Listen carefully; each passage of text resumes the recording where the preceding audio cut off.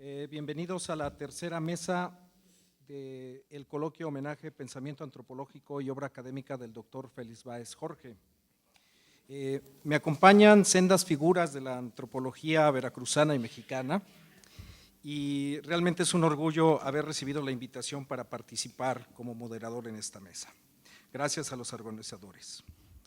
Bien, vamos a iniciar con la presentación del maestro Sergio Vázquez Zárate, intitulada Del Pozo al Altar, repensando la evidencia arqueológica en la costa del Golfo. Antes de cada participación, voy a dar una breve, muy breve semblanza de el paso por la trayectoria académica de las personalidades que me acompañan. El maestro Sergio Vázquez Zárate es antropólogo por la Universidad Veracruzana. Tiene la maestría en arqueología por la Escuela Nacional de Antropología e Historia, la ENA, y es candidato a doctor en Historia Contemporánea por la Universidad del País Vasco. Ha dirigido o participado en varios proyectos de investigación arqueológica en distintos estados del país. Por otra parte, ha publicado más de 30 artículos científicos y de divulgación. Es autor, coordinador o editor de 7 libros sobre temas de arqueología, antropología histórica y patrimonio, entre ellos, La morada de los ancestros, Alternativas de conservación, Zempoala, en coautoría con el doctor Félix Báez Jorge, así como Los ídolos Misantla, biodiversidad y cultura ancestral. Obtuvo el Premio Nacional Francisco de la Maza en el año 2008 al mejor trabajo de restauración del patrimonio edificado.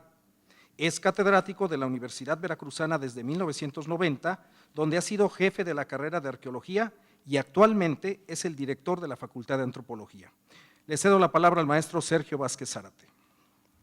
Muchas gracias, doctor Luna Gómez. Pues yo primero quisiera agradecer al cuerpo académico que organizó este evento por la oportunidad de participar en este muy merecido homenaje al doctor Félix Báez. Ayer la doctora Ladrón de Guevara subrayó atinadamente una de las más apreciadas cualidades de nuestro homenajeado, su generosidad. Y me sumo a esa justa apreciación y aprovecho para agradecer aquí la distinción que el doctor Báez siempre me ha concedido, haciéndome copartícipe de algunos proyectos académicos y editoriales, experiencias que siempre han sido muy motivantes e ilustrativas, cuando comparte con generosidad sus observaciones inteligentes o cuando nos invita a reflexionar críticamente sobre todo tipo de datos. La doctora Sara también habló ayer del papel del doctor Báez como mentor, porque dentro y fuera de las aulas ha sido un destacado maestro para muchos de los aquí presentes. Como ustedes saben, hay un destacado intelectual español, Tomás Calvo, que le ha llamado al doctor Báez respetuosamente un sabio chamán, por su enorme experiencia y su extraordinaria habilidad para descifrar la intricada complejidad de datos, estudios, enfoques y paradigmas sobre el fenómeno religioso. El doctor Báez nos ha motivado a recuperar la atención en las fuentes etnohistóricas desde una perspectiva integral más analítica, con la esperanza de abrir otros niveles de comprensión de los datos, desde un abordaje sólido y sobre todo pertinente. Cuando me dio la oportunidad de escribir con él sobre Zempoala, me propuso que tratáramos de superar las añejas miopías arqueográficas, como él llama, a los enfoques meramente descriptivos, aún los que asumen razones de objetividad. Al revisar la historiografía sobre Zempoala comprendí pronto a qué se refería: a la reiterada insistencia por manejar datos sobre monumentos muebles e inmuebles sin penetrar en las esferas del orden político o religioso y casi sin tocar la comprensión de las prácticas y creencias de los antiguos habitantes de esa importante capital, el primer asentamiento americano que Hernán Cortés calificó como ciudad y que incluso comparó con Sevilla. Todos hemos oído esa anécdota cuando los soldados españoles se aproximaban a Zempoala y miraron a lo lejos los enormes edificios inundados de sol, creyendo ver reflejos de paredes hechas de plata, y apresuraron así su paso para recoger fragmentos de ese metal. Y en cierto sentido, nos ha pasado el mismo efecto que padecieron los conquistadores.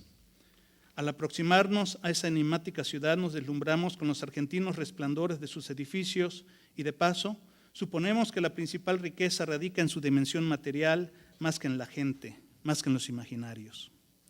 Aunque el doctor Báez no se ha identificado como arqueólogo, en muchos sentidos lo es. Él tenía muchas razones para viajar a Zempoala en el sentido figurado del tiempo.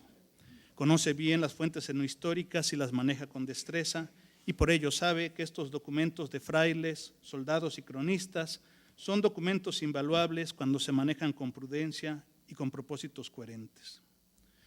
La enorme población irrigada que conocieron y describieron maravillados los europeos es precisamente uno de los sitios donde, además de las riquezas reales o promisorias, existían condiciones y motivos para justificar e iniciar una campaña de conquista con el pretexto espiritual.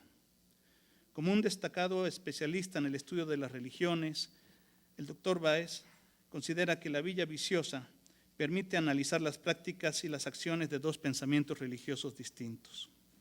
Los discursos de los protagonistas de esos encuentros son un testimonio que un experto de la talla de nuestro homenajeado no podría soslayar. Los estudios sobre la religión de los antiguos Totonaca claramente han sido insuficientes. Casi quedan ocultos bajo los edificios que primero parecían de plata y pronto se descubrió estaban empapados de la sangre de numerosos sacrificados. Ante tal escenario, los cristianos transitaron al horror y por ello, cuando el conquistador extremeño lo consideró pertinente, mandó derrocar a los ídolos de malas figuras con los que los indios cometían idolatrías y sodomías. Bernal Díaz, el soldado cronista, narra cómo 50 soldados subieron a los templos y arrojaron hacia las gradas las imágenes que ellos veneraban. Y vienen rodando aquellos sus ídolos, dice, hechos pedazos, y eran a manera de dragones espantables tan grandes como becerros, y otras figuras de manera de medio hombre y de grandes perros, y de malas semejanzas, y cuando así los vieron hechos pedazos, los caciques y papas lloraban y tapaban los ojos, y en su lengua totonaque les pedían que los perdonasen. Sin duda, la historia de Zempoala merece una revisión más amplia, pero en esta breve intervención quisiera recuperar una muestra de menor tamaño, las pequeñas figurillas de barro del preclásico. Me atreví así a revisar un artículo publicado por el doctor Báez en La Palabra y el Hombre como un sencillo ejemplo de su trabajo intelectual, porque todos aquí reconocemos la invaluable aportación de nuestro homenajeado en el estudio de la religiosidad popular, sobre todo entre los grupos indígenas contemporáneos, pero en mucho menor grado le hemos reconocido sus investigaciones sobre los grupos originarios de la época prehispánica para reevaluar el testimonio arqueológico. La abundancia de figurillas femeninas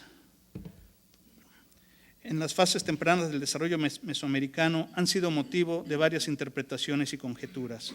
Sin embargo, un alto número de trabajos se queda estancado en la caracterización secuencial de sus rasgos morfológicos, como una manera de entender simplemente su transformación formal, como si la construcción tipológica fuese un sinónimo de desarrollo y de historia.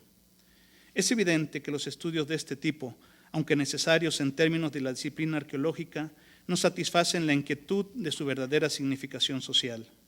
Y en los ojos de Félix Báez, este tipo de evidencia constituye un buen ejercicio de reflexión teórica, no solo para definir estilos, distribución o posibles centros de manufactura, sino también como elementos válidos para entender las estructuras del pensamiento religioso. Según nuestro autor, en el ámbito de creencias, articulado a tales manifestaciones plásticas, pueden rastrearse los cimientos terrenales de las ideologías mesoamericanas vinculadas con las prácticas agrarias. No obstante, las expresiones religiosas no son siempre evidentes porque adquieren un desarrollo de relativa independencia.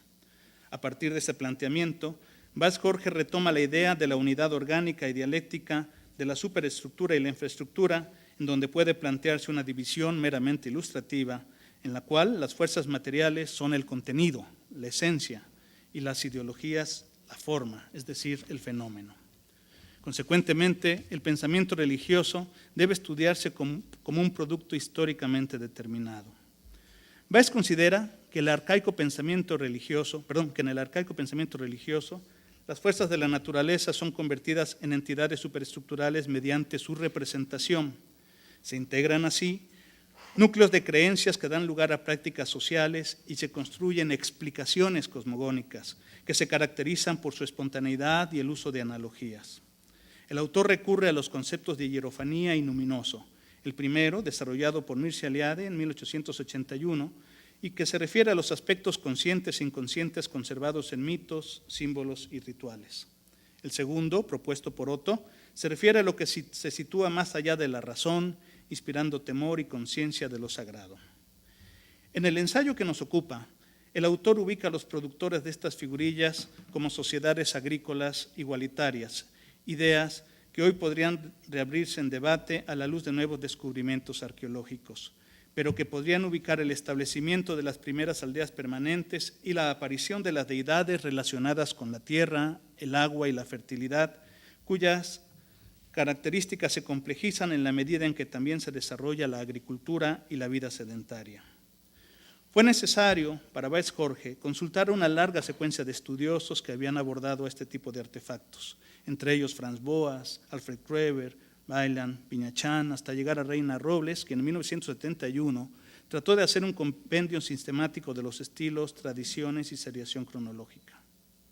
Pero al revisar esta bibliografía sobre el significado luminoso de las pequeñas esculturas antropomorfas, fue posible reconocer una gran cantidad de puntos de vista, muchas veces parciales e incluso contrastantes. Walter Krieger, por ejemplo, asentaba que las figurillas no son dioses, sino representaciones individualistas. ¿Qué dice? Perdón.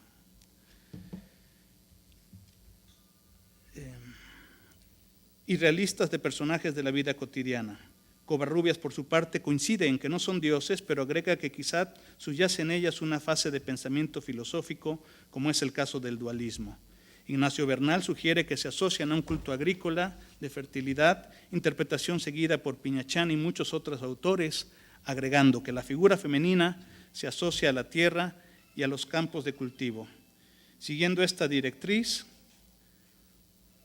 Huberto Jiménez Moreno agregó: en un principio era la mujer, la madre tierra, la tierra fecunda. Posteriormente, algunos autores como Sender proponen una alternativa. Cito: a través de la imagen se nos permite vislumbrar la manera superior como se estableció el saber, ya que todo conocimiento tiende, en síntesis, a ir a lo visual. Cualquier creación de arte visual es una forma de pensamiento y por tanto tiene una equivalencia ideológica inteligible. Toda imagen es un signo a la vez que un símbolo. La estrecha vinculación entre la fertilidad femenina y la germinación de las semillas en la tierra ha sido utilizada como una clave recurrente para entender los orígenes de la agricultura.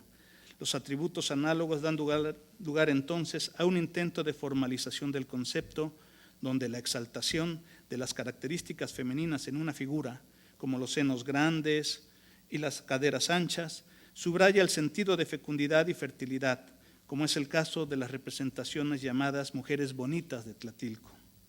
Por ello, estas pequeñas esculturas adquirieron un significado místico que de alguna manera favorecía la comprensión del ciclo vital, donde una representación en la figura femenina sintetizaba la procreación y, en analogía, el misterio de la agricultura.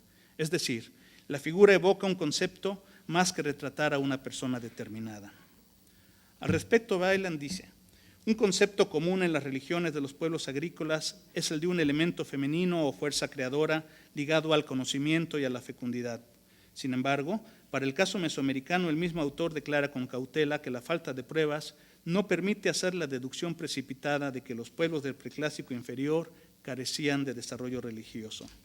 Como sea, la interesante discusión sobre el papel de las figurillas en contextos mágicos y religiosos tiene un trasfondo mayor: entender el grado de complejidad del pensamiento con relación a las fuerzas de la naturaleza, es decir, representarla, con la esperanza de materializar un elemento con el cual pueda manipularla a voluntad.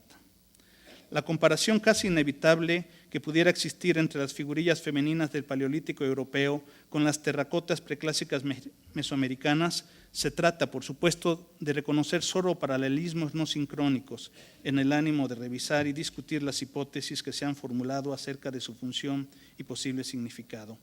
Este ejercicio analítico puede ser útil en la medida en que permite reconocer algunas analogías y manifestaciones de la ideología religiosa.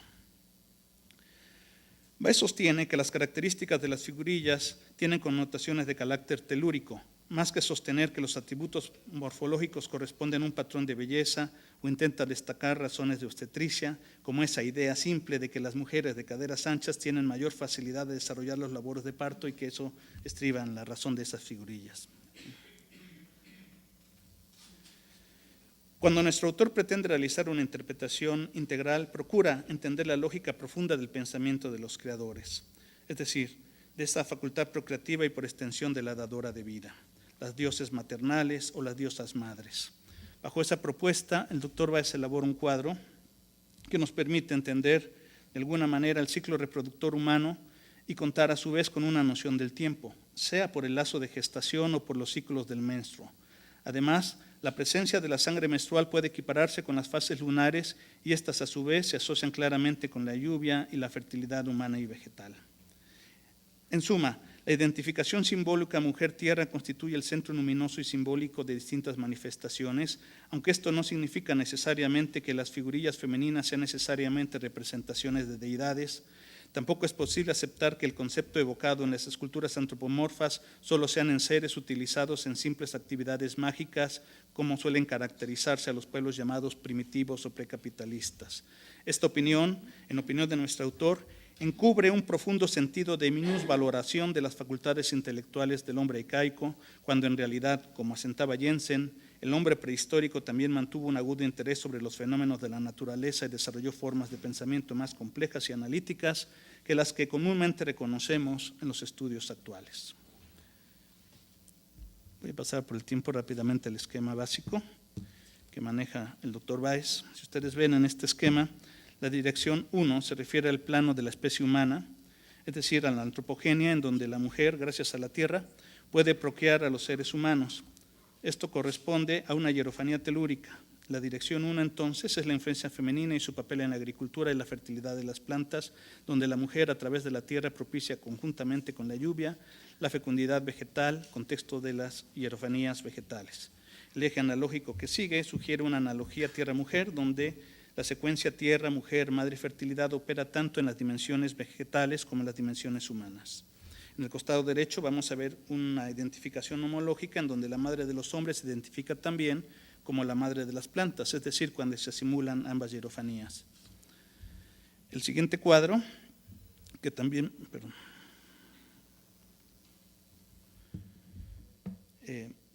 podríamos entender el caso de las figurillas depositadas en contextos funerarios, donde recordamos que la sexualidad y la muerte son aspectos relacionados, de manera que el ciclo dialéctico nacimiento, procreación, muerte relaciona necesariamente a la tierra y permite establecer una analogía entre la dimensión humana y la dimensión vegetal, como Báez sintetiza en este esquema. No insistiremos más en las posibilidades interpretativas que pueden ensayarse al analizar las figurillas de cerámica del preclásico mesoamericano. El documentado ensayo que hoy comentamos sucintamente es una prueba más del agudo sentido analítico de nuestro querido homenajeado, quien con documentada erudición y solidez teórica propone nuevas miradas para reevaluar la evidencia arqueológica y reconocer su sentido simbólico más profundo, para entender las estructuras de las antiguas culturas prehispánicas. Su invaluable aportación tiene enorme vigencia en la arqueología gracias a una perspectiva verdaderamente interdisciplinaria. Muchas gracias.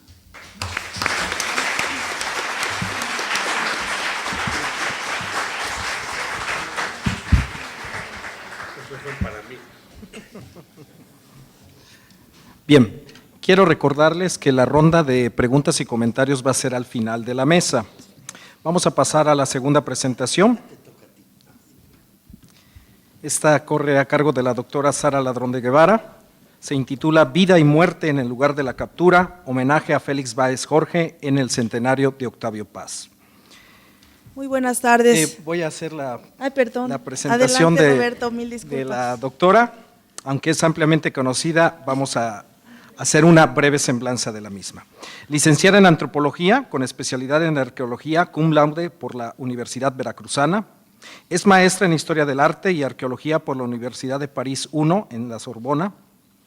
Doctora en Antropología con mención honorífica por la UNAM.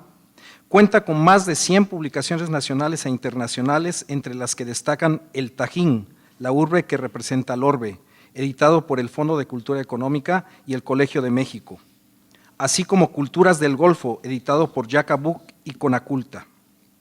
Asimismo, pertenece al Sistema Nacional de Investigadores ininterrumpidamente desde 1993, actualmente en el nivel 2. Fue suplente del presidente del Consejo de Arqueología del Instituto Nacional de Antropología e Historia de 1996 a 2005. Desde entonces funge como evaluadora externa. En el año 2007 el INA, le otorgó el premio de divulgación al mejor trabajo publicado por su libro, Hombres y Dioses de El Tajín. Fue reconocida como Mujer Veracruzana 2008 por el Congreso del Estado y el Gobierno del Estado de Veracruz. En 2011 fue distinguida como miembro regular de la Academia Mexicana de Ciencias. Fue directora del Museo de Antropología de Jalapa en el periodo 1995-1997 y 2005-2013. Fue secretaria académica de la Universidad Veracruzana durante 1997 a 2001 y actualmente es la rectora de la Universidad Veracruzana. Adelante, rectora. Muchas gracias, Roberto, doctor Roberto Lonagón. Me da mucho gusto estar entre antropólogos e historiadores, me siento muy cómoda. Pero también agradezco a mis colaboradores aquí presentes, aquellos que no son antropólogos ni historiadores y que sé que vienen por solidaridad a escucharme y para aplaudirme por si acaso los antropólogos no lo hacen. Quiero decir, antes de empezar a leer esta ponencia, aunque signifique otra tarjetita que me pase Roberto, que esta ponencia la pude escribir gracias a los consejos de mi querido maestro Félix Báez Jorge, que cuando era funcionario, alto funcionario en distintos encargos, seguía publicando 1 o 2 libros por año, y yo le dije un día, doctor, ¿cómo le hace?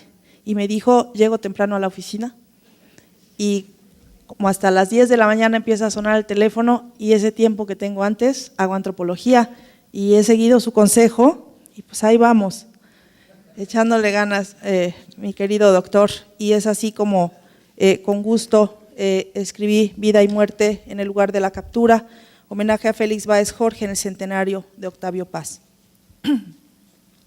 En el lugar de la captura, simbolismo de la vagina telúrica en la cosmovisión mesoamericana, el antropólogo Félix Báez Jorge argumenta que las representaciones colectivas de tierra, madre y mujer genésica comparten la doble naturaleza que es propia del simbolismo asociado a la vagina dentada. Son creadoras en un sentido y al mismo tiempo receptáculo después de la muerte, ámbito mítico y simbólico cimentado en la sexualidad que posibilita el renacer. Para demostrarlo, acude a imágenes y mitos, tanto en uso entre los pueblos indígenas como los documentados de etapas precolombinas, subrayando aspectos eróticos que han sido poco destacados por los estudiosos de estas culturas. De los correspondientes a nuestros pueblos originarios, hay un buen número de evidencias en el lugar de la captura, recopiladas en el trabajo etnográfico por el propio Félix Báez. Es evidente, a partir de la información derivada del estudio de diversas etnias, que los rituales religiosos realizados por los varones a menudo exigen la abstinencia sexual para evitar los peligros que acechan su práctica. El acercamiento a las mujeres se revela así como un asunto delicado, riesgoso. Es evidente también el carácter negativo que las mujeres representan en los menesteres espirituales sagrados, situación que raya francamente en el peligro. Una de las referencias extraídas de las propias indagatorias de campo de Báez Jorge entre los zoques describe a Pihuachue como una mujer volcán de vagina dentada, con todas las desventuras que un ser así puede significar para los hombres y su perdición. Las restricciones de la actividad sexual cercana en tiempo y espacio al ritual y las razones de dichas restricciones en el mundo indígena bien pueden proceder de antiguas tradiciones prehispánicas, a menudo olvidadas, y por lo mismo la supervivencia de estas restricciones resulta desligada de sus significados originales. Por ello son valiosas las referencias a los aspectos eróticos en los mitos y las imágenes correspondientes al mundo prehispánico en el volumen del lugar de la captura, que son abundantes y a menudo expresan la carga negativa y destructora que literalmente entrañan las deidades femeninas. Así, por ejemplo, la mítica huida de Quetzalcóatl de Tula ocurre después de haber cohabitado con su hermana Quetzalpétatl. La magnanimidad del dios gobernante se ve disminuida ante su debilidad erótica, a tal grado que deja su reino, su ciudad, sus súbditos, su territorio, su culto. Es el acto carnal el que conlleva la irreparable pérdida, aleccionador ejemplo que habría de servir para evitar la carnalidad en los ministros religiosos. El acercamiento a una mujer significa el debilitamiento espiritual e inclusive real del varón. De igual forma, las deidades femeninas prehispánicas tienen un carácter muy alejado del carácter suave que pudiésemos atribuir en nuestra visión occidental a su personalidad femenina.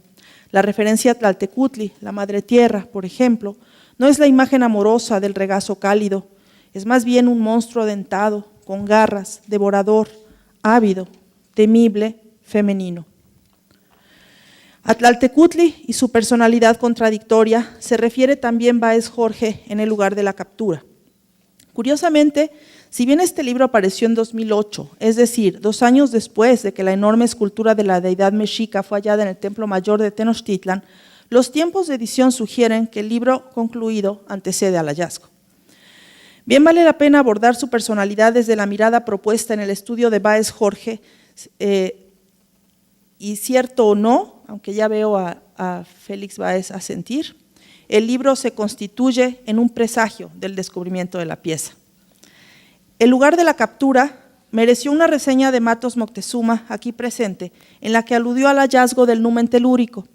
Por mi parte, publiqué un texto sobre Tlaltecutli como Eros y Tánatos, al que me referiré por estar segura de que la lectura del lugar de la captura fue una inspiración certera para mi percepción de esta pieza.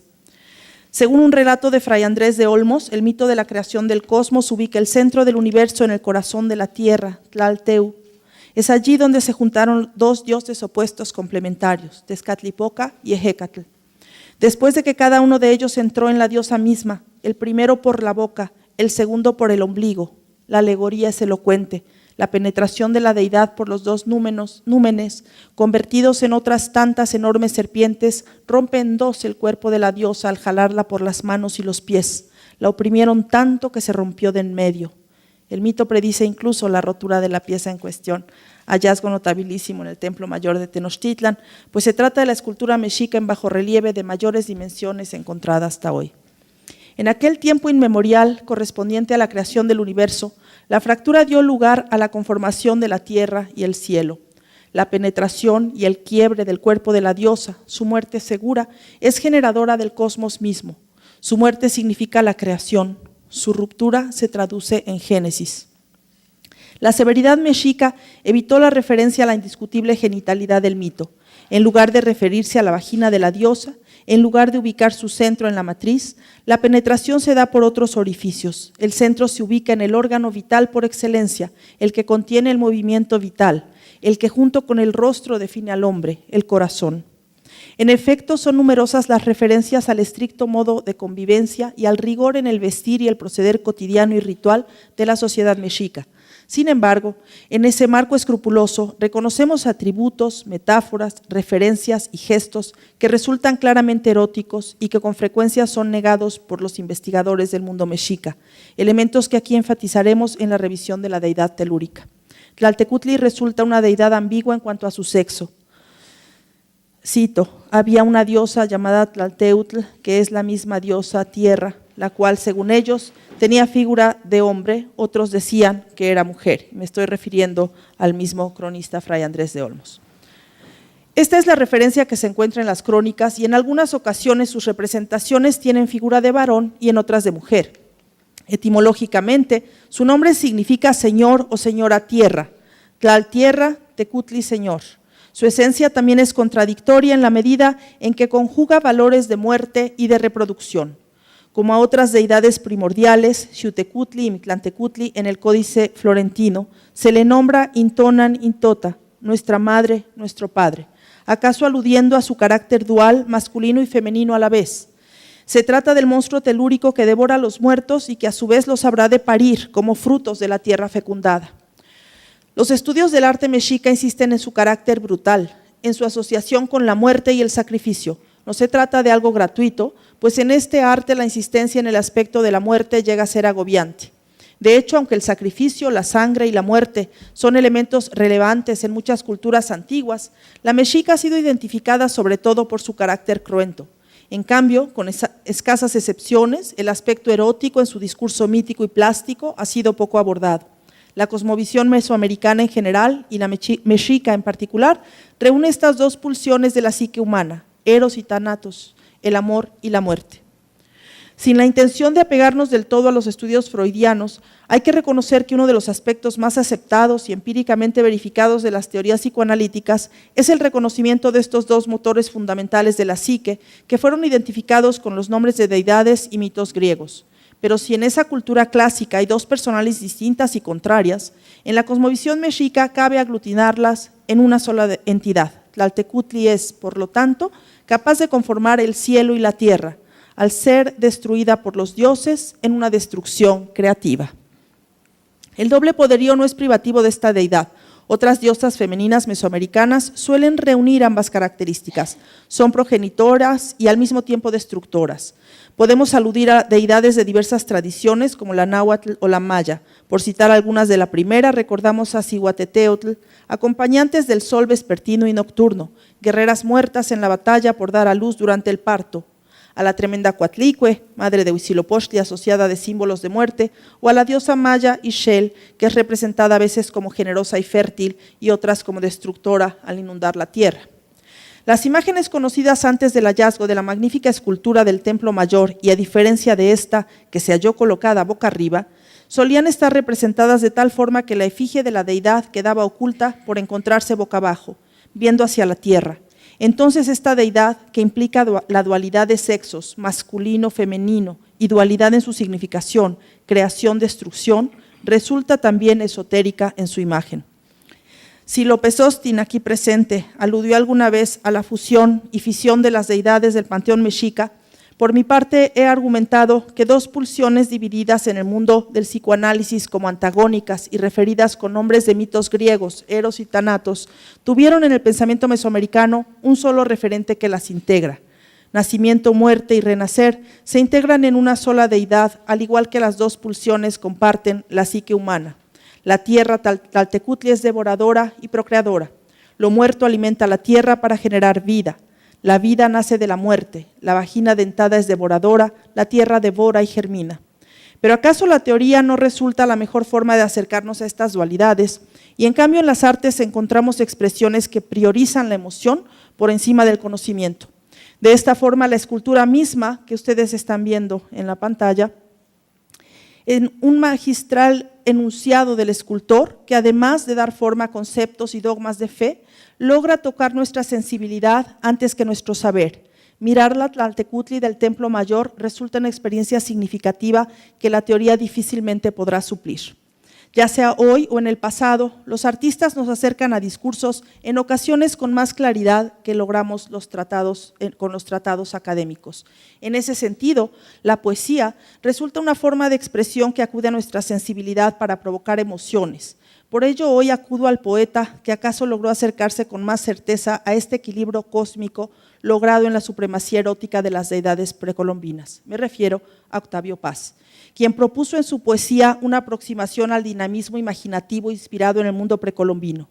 El poema en prosa, Mariposa de Obsidiana, encontró en el surrealismo modelos poéticos que se adecuan a la integración aparentemente imposible de Eros y Tánatos y llega a conclusiones que Báez expresa a lo largo del lugar de la captura.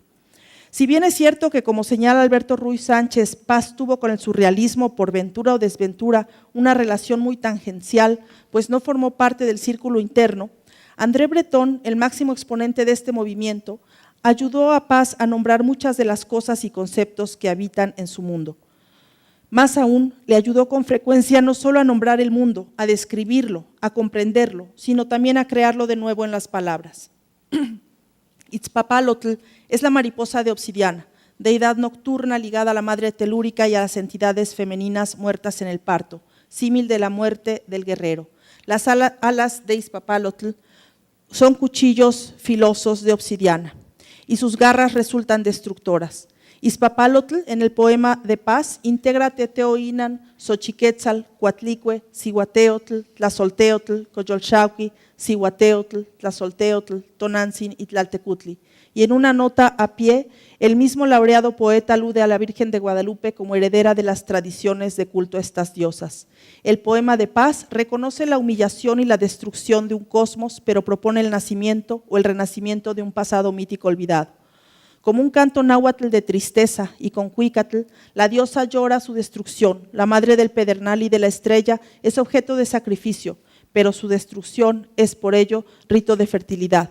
La muerte así resulta también en nacimiento. En su vientre latía el águila, nos dice el poema, Y es águila o sol el título del libro que lo integra. Pero en el mundo precolombino el sol es águila, por lo que águila y sol, como título del poemario, no resultan una dicotomía excluyente, como lo sería la de cara o cruz. Águila o sol son uno solo, como Eros y Thanatos, como la vida y la muerte. En el poema, el sol nace de la diosa cada día y muere nuevamente en la deidad. El águila late en su vientre, es el sol que está en su vientre y que la baña en su cascada solar. Entonces el sol la baña y la preña, crece en ella, nace de ella, muere de ella. La diosa se baña en el sol, se baña en sí misma, es la tierra y el sol, como propusieron alguna vez Doris Hayden y Carlos Navarrete, interpretando a la piedra del sol. Las imágenes de fertilidad y aridez se integran en el poema. Es Eros y Thanatos, es Tlaltecutli e Itzpapalotl, es la unión perpetua de la vida y la muerte, es la herida que no cicatriza. El cuerpo de la diosa deviene en el cosmos mismo, como el mito relatado por Fray Andrés de Olmos sobre el cuerpo de Tlaltecutli. Sus capacidades telúricas le hacen destructora y creadora. Su cuerpo reconcilia en el poema a los gemelos enemigos. Mariposa de obsidiana es mediodía y es medianoche, fertilidad y esterilidad, luz y sombra, águila y sol, vida y muerte. Así, el surrealismo encuentra en el mundo prehispánico a su mejor aliado. Paz acude a él y convence a Breton, quien lo definiera como el poeta qui me touche le plus, quien más me conmueve. Guillermo Sheridan nos recuerda que Breton lo invita a colaborar en el almanaque surrealista del medio siglo. Yo tenía unos poemas en prosa, se los di, los tradujeron y uno de ellos le encantó a Breton y lo publicó, La mariposa de obsidiana. Termina la cita. Artaud, por su parte, se habría nutrido ya entre los rarámuri de imágenes e ideas que contradicen el pensamiento cartesiano y que encuentran formas viables solo en el surrealismo. Jean-Louis Bedouin resume así la poesía de nuestro premio Nobel. Surrealista y por lo mismo esencialmente moderno, este es el producto de encuentros de este género entre el México de los dioses y la lengua de nuestro tiempo, entre la sangre del sacrificio y la avidez de los astros, entre el esplendor del amor y la imagen transparente de la muerte. Paz escribió Mariposa de obsidiana en primera persona y en género femenino, reiterando, a mi parecer, la ambivalencia genérica de las deidades prehispánicas, particularmente las femeninas, como Itzpapalotl, como Tlaltecutli.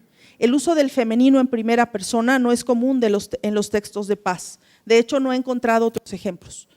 Paz juega con la ambivalencia de género que reside, como hemos argumentado ya, en la identidad misma de la Tlaltecutli.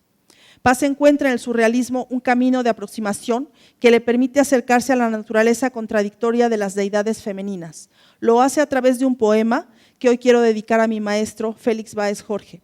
Ha llegado a conclusiones afines a las de Paz, siguiendo otros caminos, aquellos que los antropólogos hemos construido a partir de la recopilación de información de documentos no escritos, aquellos que se recuperan en la historia oral, en los cantos, en los rituales, en los mitos, en los vestigios precolombinos.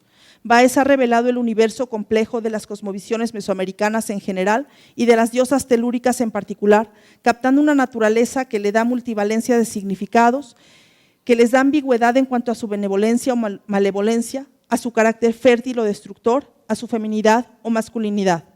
Por eso hoy me permito hacer lectura aquí del multicitado poema para mi maestro Félix Báez Jorge, Mariposa de obsidiana. Mataron a mis hermanos, a mis hijos, a mis tíos. A la orilla del lago de Texcoco me eché a llorar.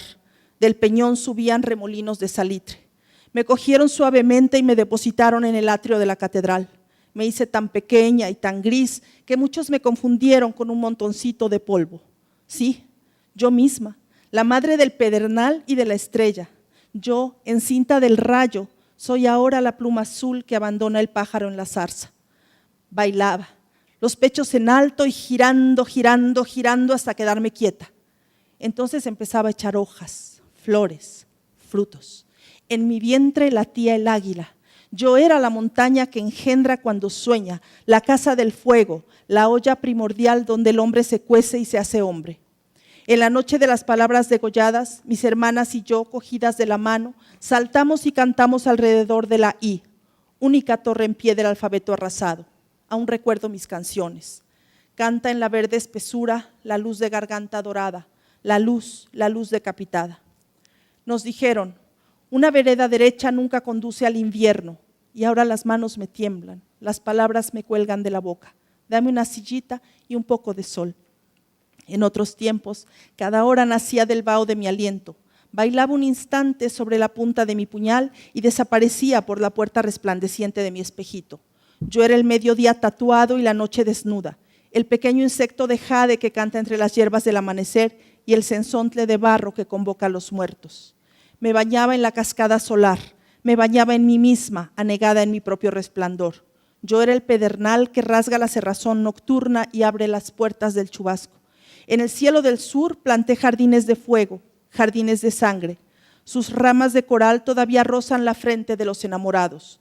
Allá el amor es el encuentro en mitad del espacio de dos aerolitos y no esa obstinación de piedras frotándose para arrancarse un beso que chisporrotea. Cada noche es un párpado que no acaban de atravesar las espinas y el día no acaba nunca de contarse a sí mismo roto en monedas de cobre.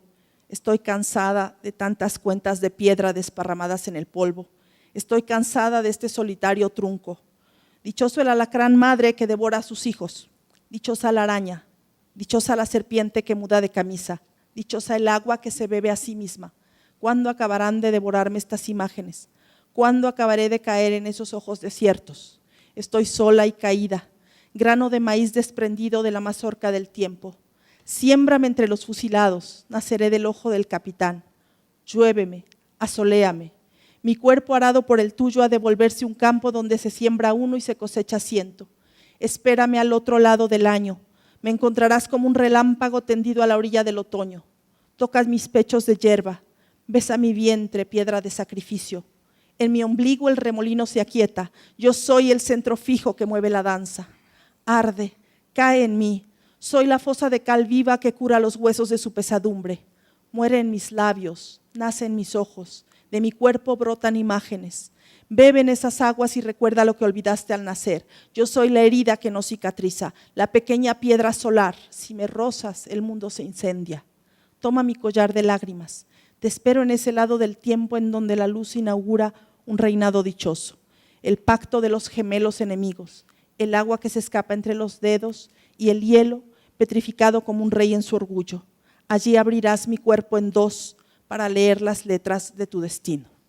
Muchas gracias.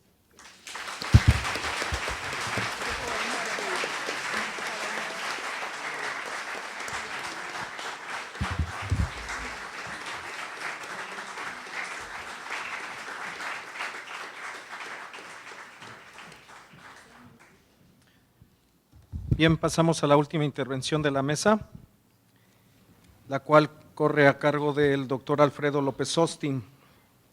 Su nombre es La transfiguración de las personas sagradas. El doctor Alfredo López Austin es doctor en Historia por la UNAM, es investigador emérito del Instituto de Investigaciones Antropológicas de la UNAM y es profesor de la Facultad de Filosofía y Letras de la misma universidad. Su obra académica tiene como tema central la historia y la cosmovisión de las sociedades de tradición mesoamericana, particularmente de las poblaciones de lengua náhuatl de los siglos XIV a XVII del centro de México. Entre sus múltiples obras se encuentran La Constitución Real de México Tenochtitlan, Hombre Dios, Cuerpo Humano e Ideología, Los mitos del Tlacuache, El conejo en la cara de la luna, Tlalocan y Tamuanchan, y en coautoría con Leonardo López Luján, El pasado indígena, Mito y realidad de Suyá y Monte Sagrado, Templo Mayor. A continuación. Muchas gracias. Quiero empezar saludándolos a todos, muy buenas tardes, y agradeciendo mucho a los organizadores, a las organizadoras de este encuentro que me permite estar compartiendo con otros colegas mi admiración, mi respeto, mi amistad con un gran hombre y un gran investigador. De sus méritos, bueno, es consabido.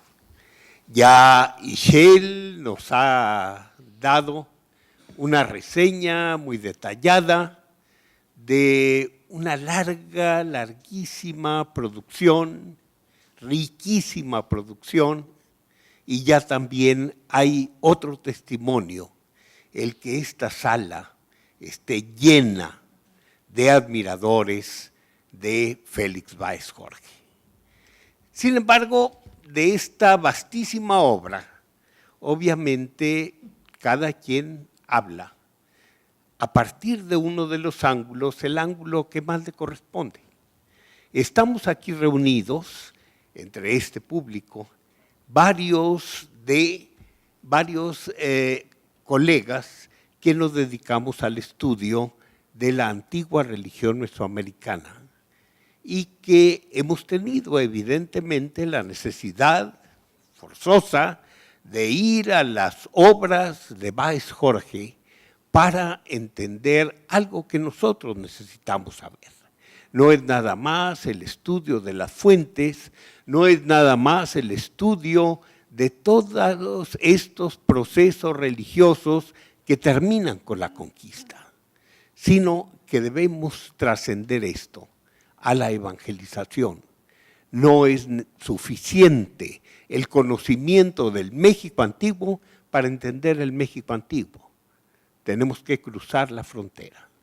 Tenemos que pasar por este conflictivo, tremendo, difícil paso que es la evangelización y la transformación del viejo pensamiento en lo que es ahora. Es un proceso histórico que no solo nos rebasa a muchos de nosotros, sino que da la característica de las religiones indígenas coloniales y con esto llegando hasta el presente.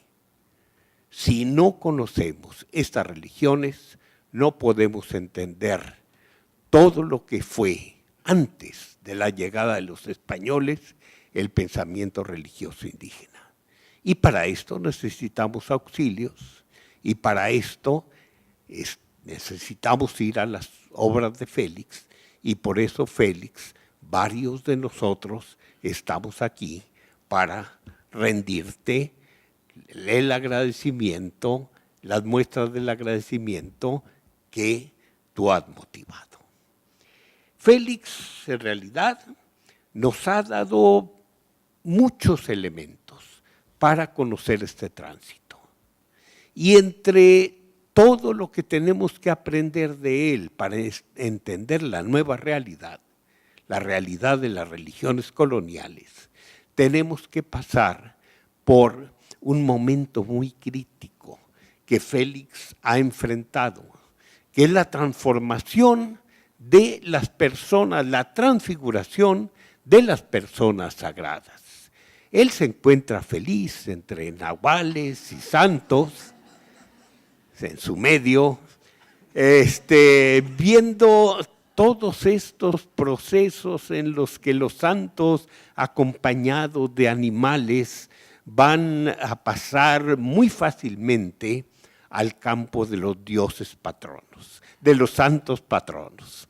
Pero evidentemente el camino es de los dioses patronos a los santos patronos, un camino que fue reprobado desde el principio.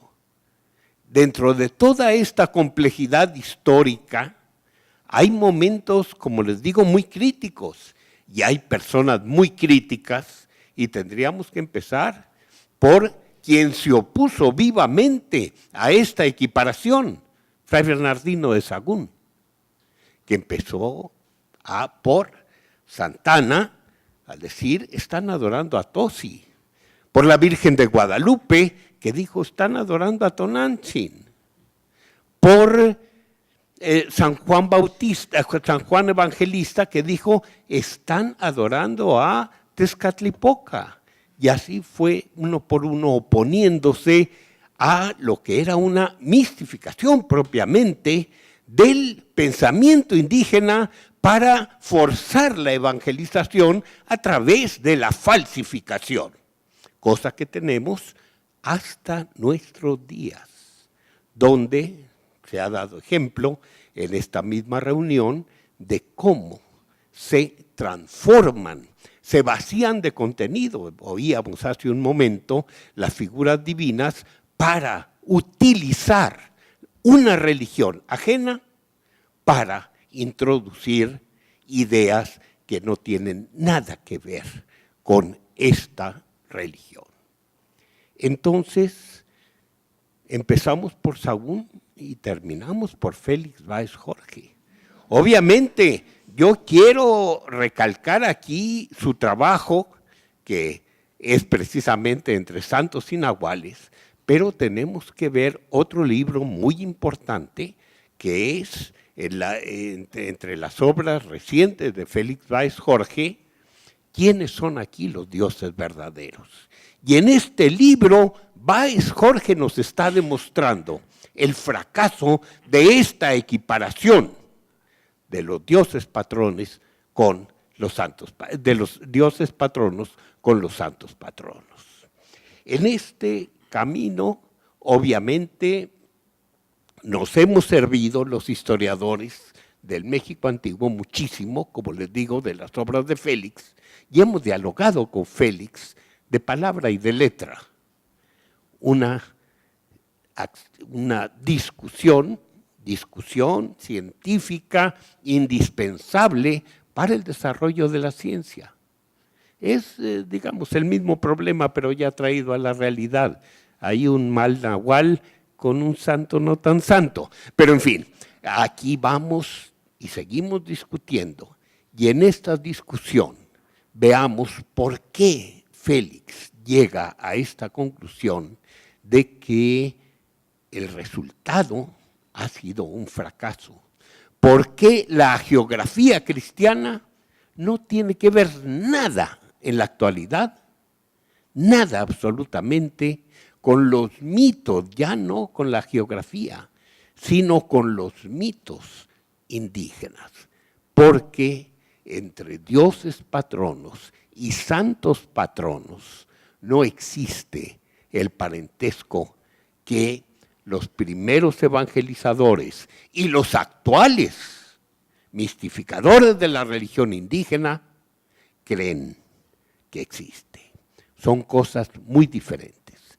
Entonces, continuando el diálogo, vamos a ver algunas de las características principales de los dioses patronos mesoamericanos que evidentemente se reflejan también mucho en las ideas actuales y que no tienen que ver nada con la religión cristiana, cuando menos la religión cristiana que viene del viejo continente, de Europa, de Asia, de África incluso, que es tan diferente al pensamiento cristiano, entrecomillado, indígena actual.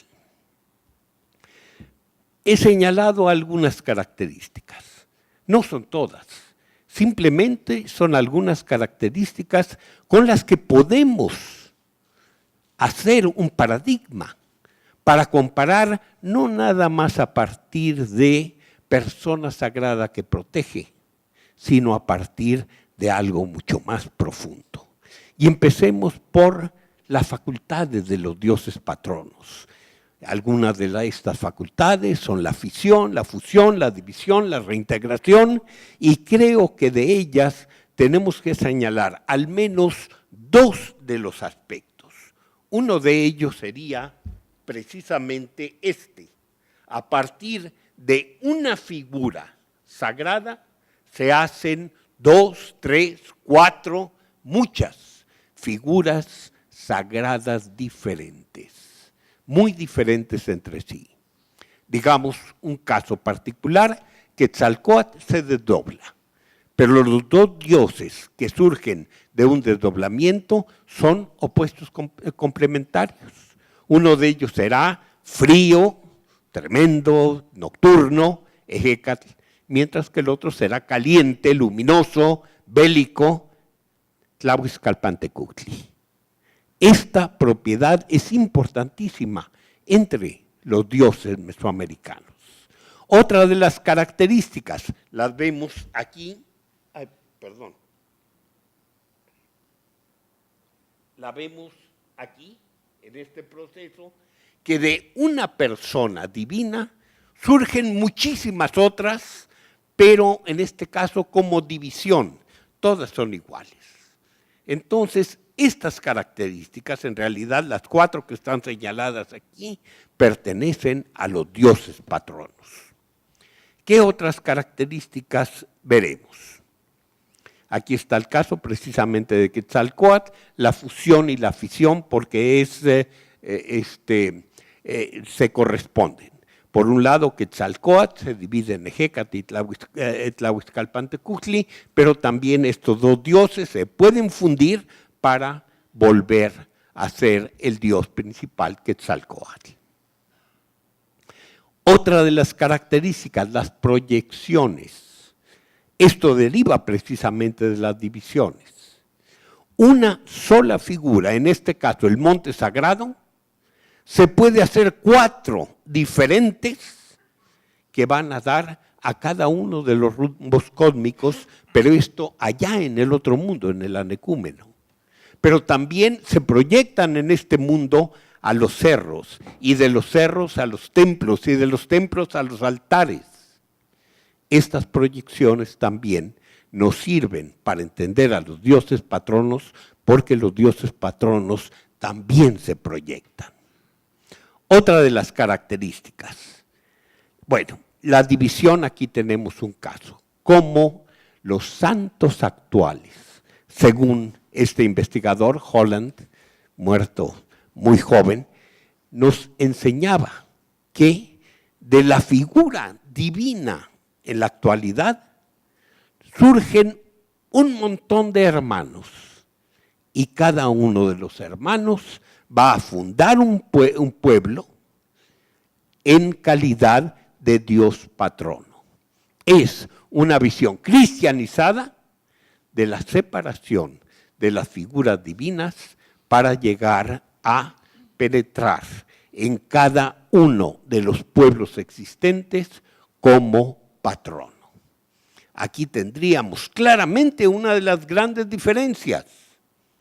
En el caso de los santos patronos del viejo mundo, son hombres que llegan a una situación especial de aproximación a la divinidad. En el caso de los santos patronos actuales, son dioses, son seres divinos que llegan a este mundo a servir como guardianes de los hombres que se les han encomendado. Totalmente diferentes.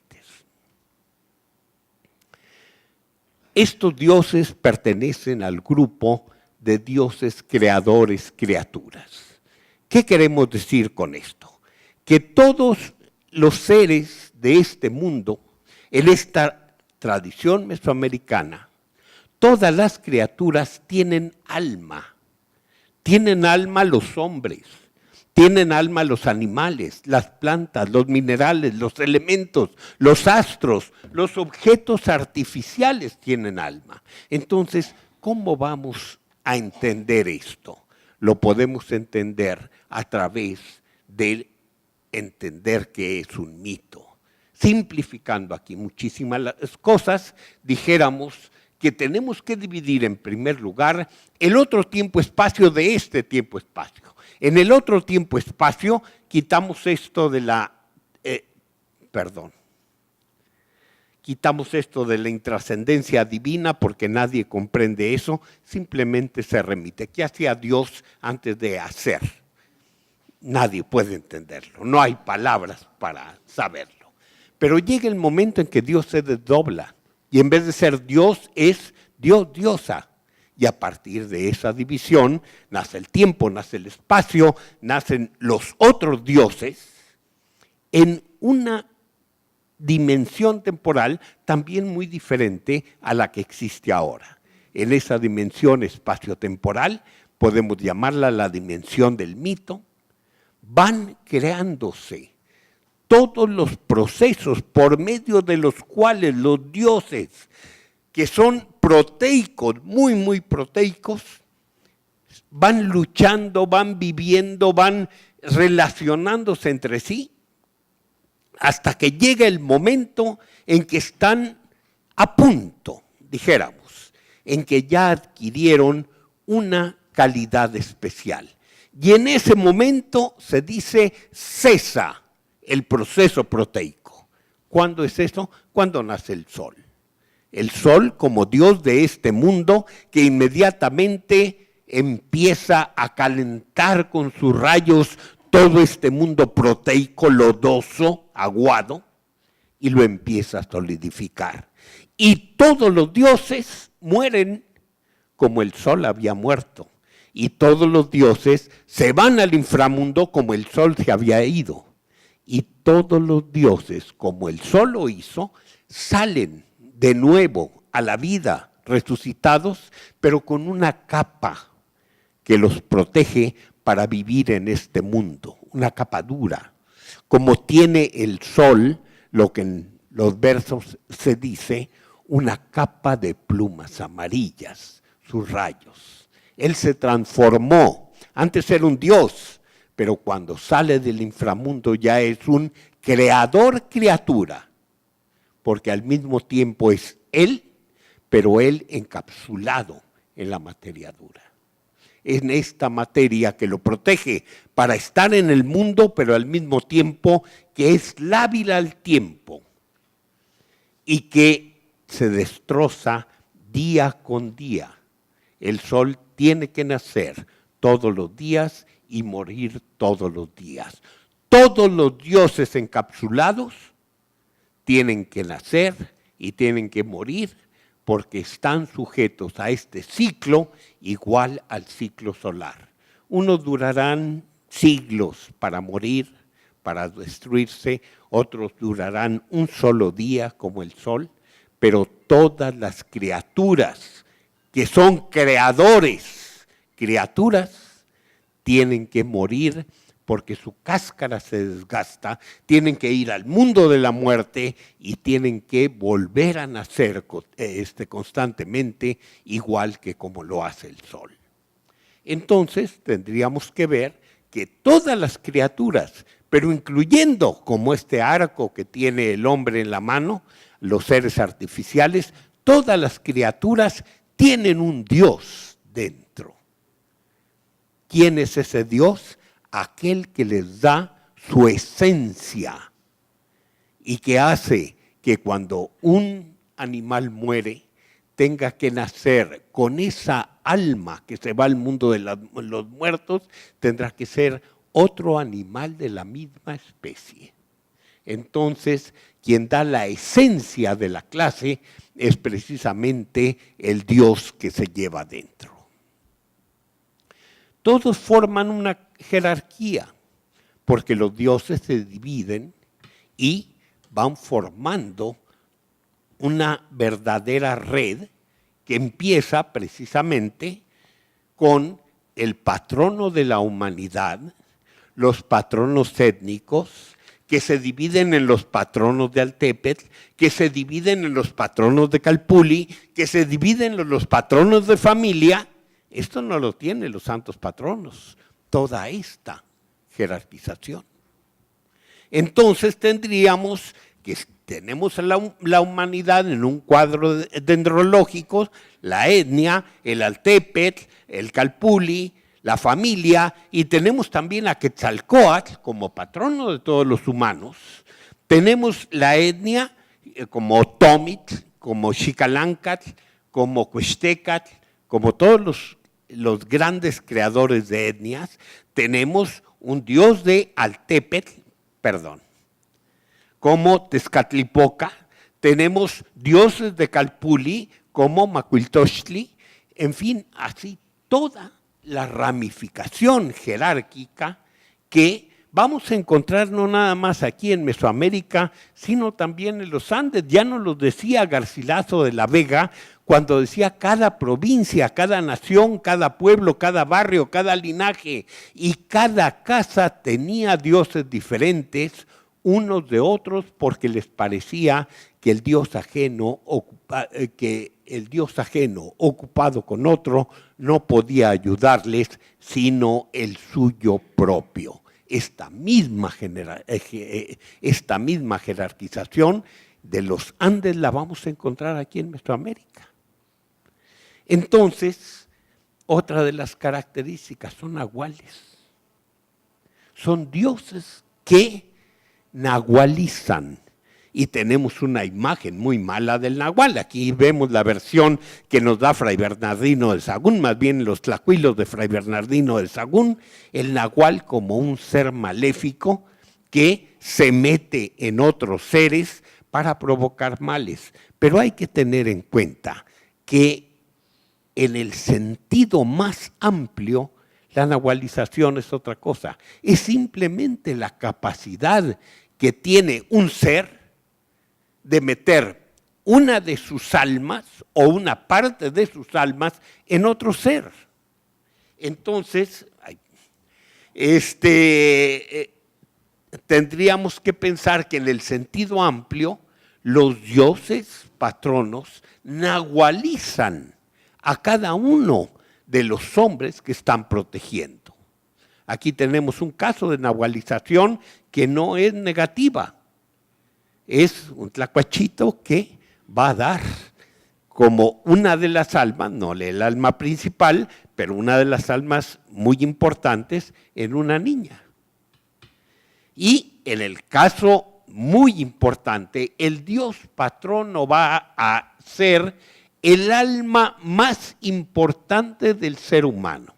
El ser humano tiene muchas almas, pero la más importante de todas es precisamente la identitaria, la que le da su calidad humana. Entonces, esta alma se localiza en el corazón. ¿Y por qué se va a meter ahí? Por una especie de contrato, un convenio que se hace cuando van a nacer los grupos humanos.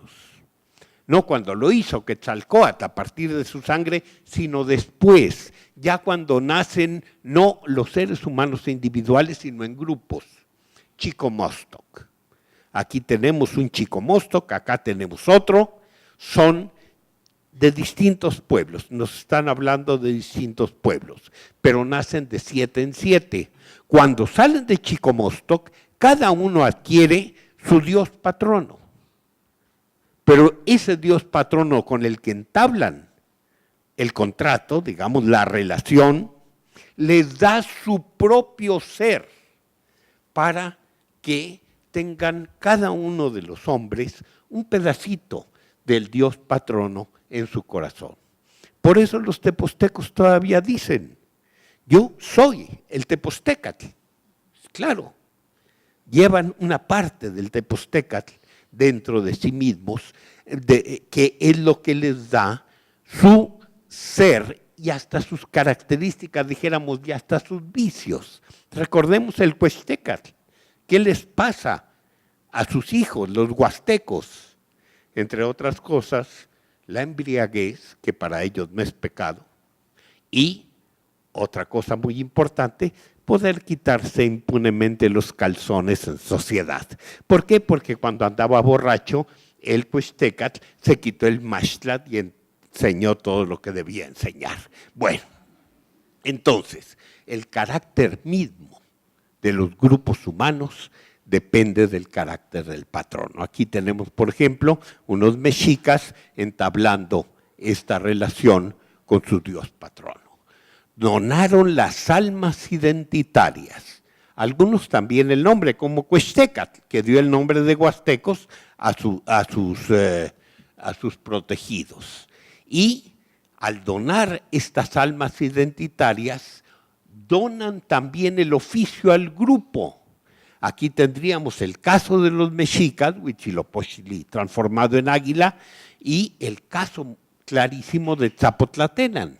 ¿Qué le dio Zapotlatenan? El uxitl a todos sus protegidos para que usaran esta sustancia para curar a los enfermos. Los hizo médicos. Entonces, cada una de las profesiones en Mesoamérica tiene la protección de un dios patrono.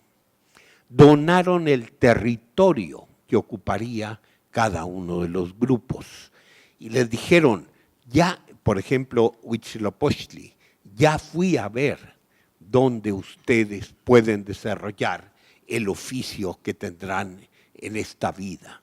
Serán cazadores, recolectores del lago, serán pescadores y van a tener que situarse en este lugar privilegiado que también queda dentro de un lago. Cada uno dio el territorio y así cada uno de estos hombres, después de una migración que se hace en un periodo que no es todavía mundano, van a recibir el primer amanecer de su historia ya colocados en la tierra prometida. Y se identifica, ya para terminar, con la figura del dueño que habita el monte sagrado.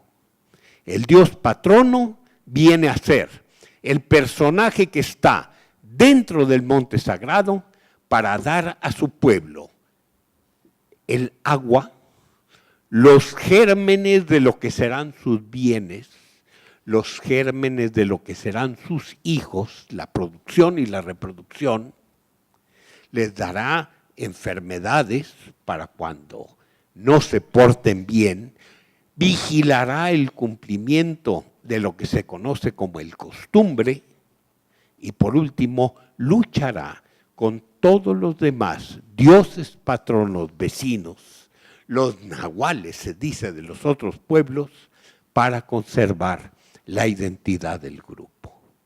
Todo esto no tienen evidentemente los santos patronos. Lo tienen ahora aquí, pero porque son precisamente una prolongación de los dioses patronos. La semejanza entre santos patrones y dioses patronos no era tan grande como se sospechó. Por eso fracasó y por eso Félix marca ahora, como lo previó Sagún, los malos resultados de esta estrategia de evangelización. Quiero terminar nada más. Bueno, aquí tenemos el monte sagrado y aquí tenemos una de sus proyecciones magníficamente fotografiada por uno de los alumnos, Rafael Antuñano. Quiero nada más concluir agradeciendo a todos su atención y Félix, a ti deseándote una larga vida para que sigamos conversando, para que sigamos obteniendo de ti el gran beneficio del diálogo, de la discusión científica. Muchas gracias, Félix.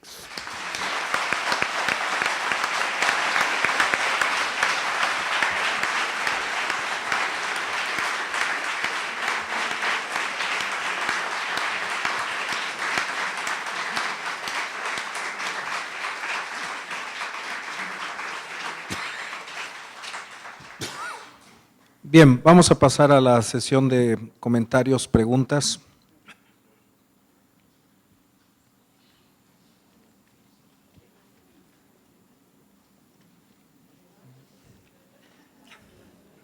Sí, aquí al frente. Un momentito, le llevan el micrófono. Buenas tardes. Muchas gracias a los tres por la presentación. Como no soy antropólogo ni arqueólogo, supongo que soy del grupo B, de los entusiastas, ¿no? Entonces voy a hacer una pregunta un poco entusiasta. Me da la sensación, no soy especialista en la obra de Félix Báez, pero he leído creo que suficientemente su trabajo. Mi formación es filosófica, entonces también por ahí va un poco la pregunta. Me piden que me ponga de pie para que luego me puedan reconocer e insultarme. En las tres presentaciones, especialmente la del profesor López, hay un acercamiento a un problema que me parece crucial y que yo creo que en general la antropología no queda bien definido, que es el de la propia temporalidad y su relación con lo sagrado. Explorando la obra de Félix Báez, lo toca continuamente, está muy presente en su trabajo y desde luego que desde el punto de vista teórico, junto a la propia comunidad antropológica, tiene presente desde luego lo que es la teoría psicoanalítica, como también se ha dejado ver, y algunos autores relacionados con esto que más o menos tendrían relación con una comprensión un tanto hermenéutica del concepto de símbolo. Yo en lo personal incluso, a lo mejor luego se lo pregunto en el descanso, noto algunas relaciones con Paul Ricoeur y el concepto de tiempo y tiempo y narración, tal como él está presentando, pero no está explícito. En este contexto, mi pregunta o mi comentario tendría que ver fundamentalmente con el modo en cómo la antropología, pero específicamente la obra de Félix Báez, que intenta conjuntar o hacer entrar en diálogo, en discusión, dos concepciones del tiempo tan distintas como el tiempo lineal judio-cristiano y el tiempo del eterno retorno de las culturas mesoamericanas, ¿cómo se puede dar una resolución antropológica en su conjunto de la síntesis del tiempo? Que yo creo que es una preocupación que nos ocupa a todos, creo que es algo que, insisto, está entreverado en la propia obra del autor, pero creo que no tiene una solución última satisfactoria. Incluso la pregunta se extendería si es que no puede tener una síntesis final el problema del tiempo antropológico, o es algo que sencillamente pues, ha quedado en un lugar secundario en la obra de Félix Báez. Sería esa mi pregunta. Bueno, sería la contraposición de lo que se ha llamado el tiempo circular y el tiempo flecha. Creo que bueno, en mi opinión, considero que esta contrastación no es tan exacta. ¿Por qué? Porque en el pensamiento mesoamericano tenemos evidentemente este tiempo circular, pero también tenemos el tiempo flecha. El tiempo flecha en este sentido. Nosotros tenemos el momento del nacimiento del mundo. No estoy hablando del anecúmeno, es otra dimensión temporal a la que no me voy a referir. Pero el tiempo de este mundo lo tenemos incluso fechado entre los mayas. Está perfectamente determinado cuándo empieza el mundo. Y está también determinado, aunque no se conozca, el momento de terminación. Los mayas le llamaron boutique. Algún día los dioses se van a cansar de este mundo y van a venir todas las fuerzas en el caso náhuatl, la Tzitzimime, para apoderarse de este mundo y terminar con el tiempo-espacio del hombre y de todas las demás criaturas. Entonces, eso es un tiempo flecha, tiene principio y tiene fin. Pero este tiempo flecha, igual que otros tiempos que son flecha también, tiene su circularidad y tiene esta vuelta y otra vuelta que, combinado con el tiempo flecha, no hacen el cierre de un círculo, sino hacen todo un movimiento helicoidal, como lo ha dicho una investigadora, Kay Reid, en Estados Unidos. Es el movimiento de un uso que en el efecto fusiforme está soltando la cuerda y está haciendo al mismo tiempo un desgaste de tiempo flecha y unas vueltas de carácter circular. Nunca se repite exactamente lo que fue, simplemente son las influencias semejantes que hacen muy semejante un día del día siguiente, pero no idéntico. Entonces, esta distinción entre el tiempo del otro mundo, que es flecha, y el de aquí, que es circular, no la considero correcta. ¿Cuál sería la gran diferencia? Que hay algo que determina la diferencia del tiempo flecha aquí y el tiempo flecha allá. Aquí los dioses están realizando su propósito cotidianamente. No está determinado nada por la conclusión de este tiempo. Mientras que en otras religiones, y aquí me quiero referir al judaísmo, al cristianismo y al islam, está totalmente determinado. ¿Por qué? Porque nos dice la Biblia mismo, que es la fuente de las tres religiones, cuando menos el testimonio nos dice el mundo fue creado a imagen y semejanza de Dios, pero intervino el demonio, y a través de la intervención del demonio vino lo imperfecto, vino la muerte. Bueno, ¿qué es lo que pasa? Que aquel proyecto inicial se echó a perder. Y está echado a perder, ¿por qué?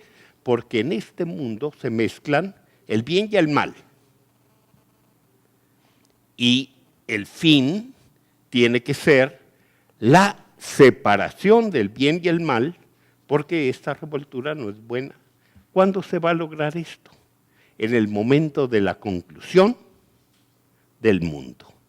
Cuando se separen nuevamente el bien por un lado, el mal por otro, para impedir la mezcla impura. En cambio, en las religiones mesoamericanas no existe esto. El mundo es de altas y de bajas, de sufrimientos y de placeres. ¿Por qué? Porque así lo hicieron los dioses. Estamos viviendo en el mundo posible, no en el mundo imperfecto. Y esto hace que el tiempo flecha de un lado y de otro del mar sean muy diferentes uno de otro. Uno pensando siempre en el fin correctivo, otro viviendo como son las cosas. Sí.